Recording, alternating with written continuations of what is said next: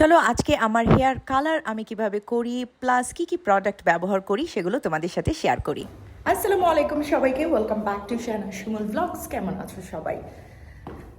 দেশের যে অবস্থা আমি জানি সবাই একদম যে 100% ভালো আছো তা না, বাট এর মধ্যেও আমাদের লাইফ তো চলতে হয়। তো আমার কালকের ব্লগ দেখে তোমরা বলেছো যে ভয়েস ওভারওয়ালা ব্লগ না দিয়ে কথা বললে তোমাদের ভালো লাগে, এবং এর আগের কয়েকটা ভিডিওতেও বলেছো। সো আমি ভাবলাম আজকে আমি একটা নর্মাল ব্লগ দিই। সো এখন আমি যাচ্ছি চুল কালার করতে। এটা একটা সিক্রেট প্যাসেজ, এখান দিয়ে রাতের বেলা অলওয়েজ উইয়ার্ড একটা আওয়াজ আসে, আই ডোন্ট নো হোয়াই। প্রচুর বাতাস আজকে, প্রচুর বাতাস। চলে এলাম আমার রেগুলার সেলুনে, যেখান থেকে সাধারণত আমি আমার হেয়ার ট্রিটমেন্টগুলো করাই। আজকে আমি করাতে এসেছি হেয়ার কালার। আমার কালার অনেক দিন হয়ে গিয়েছিল, 1 বছর আগে ব্যালেয়াস করিয়েছিলাম আমি, আর যেটা করেছিলাম 6 থেকে 8 সপ্তাহ পর পর আমি টোনার করাতে আসতাম। বাট আজকে আমি এসেছি ফুল ব্যালেয়াসটা আবার নতুন করে করতে। সো প্রথমেই চুলে কালার করিয়ে দেওয়া হলো। ওরা অলওয়েজ আমাকে টি কফি এগুলো অফার করে।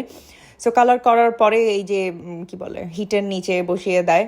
মোটামুটি পুরো মানে হেয়ার কালারের ট্রিটমেন্টটা হতে প্রায় 2 থেকে 2.5 ঘন্টার মতো লাগে। অনেক দিন হয়ে গিয়েছিল আমি ফুল ব্যালেয়াসটা করেছিলাম, সো আমার ডিউ ছিল, এই জন্য আমি পুরো ব্যালেয়াসটা করে ফেললাম। আর এই যে এখানে হচ্ছে টোনার লাগিয়ে দিয়েছে। সো অনেকেই জিজ্ঞাসা করো যে আমার কালারটা কি। এটা হচ্ছে shades of burgundy. More red থাকে, বাট ধীরে ধীরে রেডটা কমতে থাকবে। আর আমার এই কালারটা আমার কাছে মনে হয় আমাকে অনেক বেশি স্যুট করে। অন্যরা কি ভাবলো এটা আমি এতটা দেখিও না, সত্যি কথা। সো তারপরে আরেকজন হেয়ার স্টাইলিস্ট যে হচ্ছে হলি, ওর কাছ থেকে আমি ইউজুয়ালি আমার হেয়ার কাটগুলো করাই। আর যে আমার হেয়ার কালারটা প্রথমে করে দিয়েছিল অ্যালেক্স, সে রেগুলার আমার হেয়ার কালার করে, আমি আর কারো থেকে করি না। এরপর আমাকে একটা হলিউড ওয়েভ করে দিল। আমি কোনো স্প্রে ইউজ করতে বলিনি, জাস্ট বলেছিলাম যে আমার হেয়ারটা একটু স্টাইল করে দিতে, দ্যাটস ইট।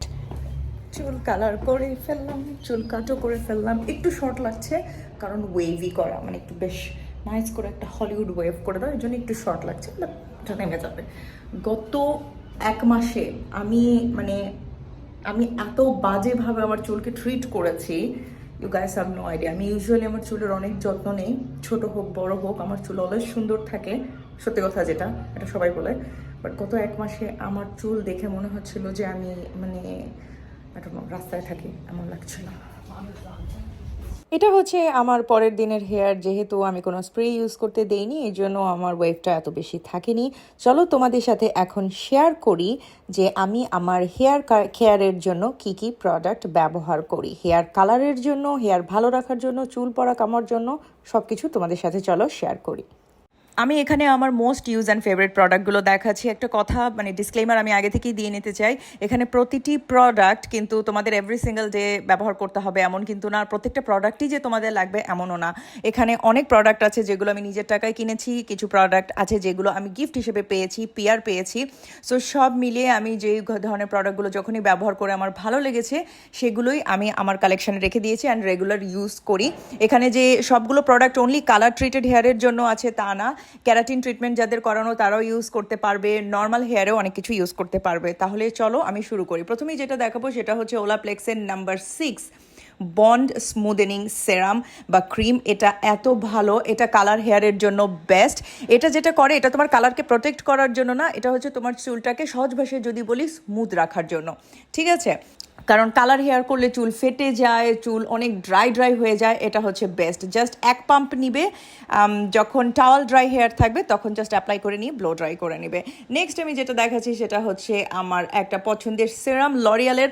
সত্যি কথা বলতে এই সেরামগুলো লাইক এনি ব্র্যান্ডই আমি ইউজ করি, লরিয়াল হোক, প্যান্টিং হোক, ট্রেজামি হোক, যেটাই হোক না কেন আমার ইউজ করতে কোনো প্রবলেম হয় না, দে অল আর সেম।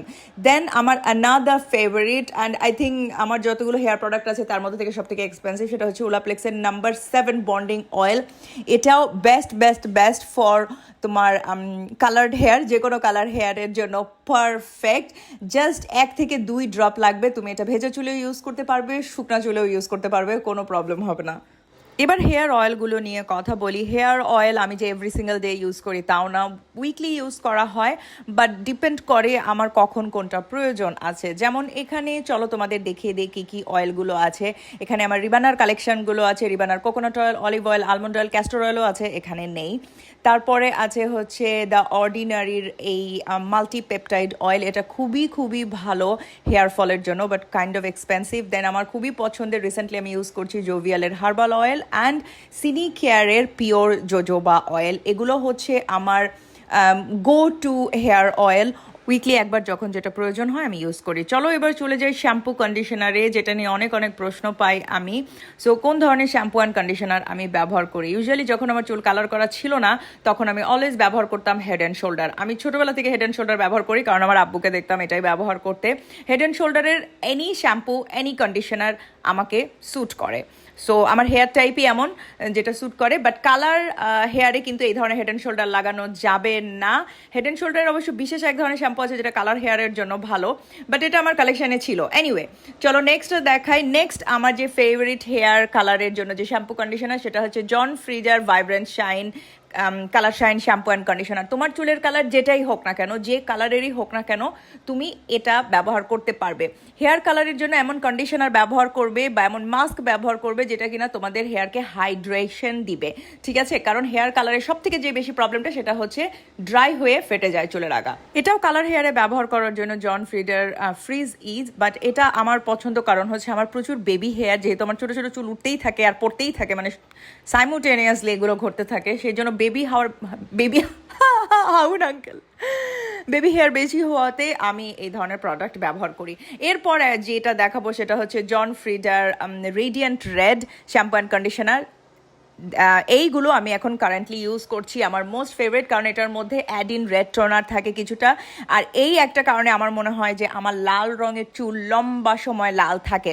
লাল রং যাদের করা নেই তাদের এটা ব্যবহার করার দরকার নেই, তারা অন্য শ্যাম্পুগুলো কিন্তু শ্যাম্পু কন্ডিশনারগুলো কিন্তু ব্যবহার করতে পারবে, ঠিক আছে?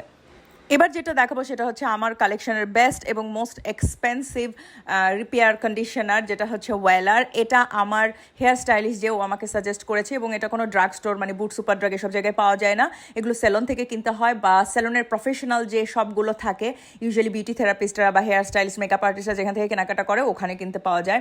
ভালো এক্সপেন্সিভ ছিল এটা, বাট এটা খুবই খুবই ভালো ছিল। এটা চুলে লাগালে আমার চুল এক্সট্রা সফট হয়ে থাকতো, চুলের আগা ফাটার ভাবটা অনেক কমে গিয়েছিল। আচ্ছা, সত্যি কথা বলি, একটা হেয়ার স্টাইলিস্টরা সুপার ডাক বুটস এসব থেকে প্রোডাক্ট কখনোই সাজেস্ট করে না, ওরা অলওয়েজ স্যালন কোয়ালিটির প্রোডাক্ট সাজেস্ট করে, উইচ ইজ অ্যাকচুয়ালি গুড, কারণ ওরা যেগুলো সাজেস্ট করে ওগুলো আসলেই কাজে দেয়, জাস্ট বিক্রি করার জন্য বলে না।